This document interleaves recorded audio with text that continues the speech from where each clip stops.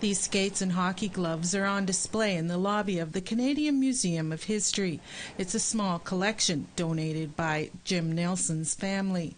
Neilson's daughter says it's an inspirational story to share. Due to his, he had a challenging upbringing growing up in the orphanage, and that he was able to kind of overcome a lot of obstacles very young in his life to make it to the NHL and have a really long, successful career. Neilson hailed from Big River, Saskatchewan, and managed to enjoy a 17-year hockey career as a stay-at-home defenseman.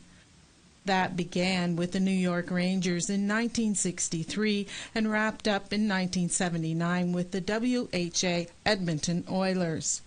Neilson's son David says it was his dad's passion for the sport that pushed him to succeed. I think he had that going in, which really helped along the way, right? That kind of mindset, right? And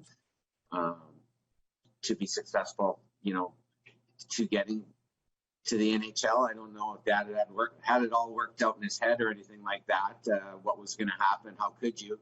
But once it happened, he had the smarts to, have that kind of mindset, right, that really suits pro sports. According to the museum's curator of sport and leisure, it's a journey and legacy worth being told. When we think about sports and Indigenous people, and even sports in general, often people think about famous first and the first one, but not those who came in between.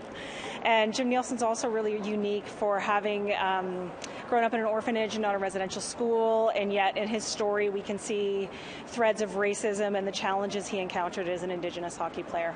The collection will be on display here at the museum until October 1st and at France's APTN National News, Gatineau.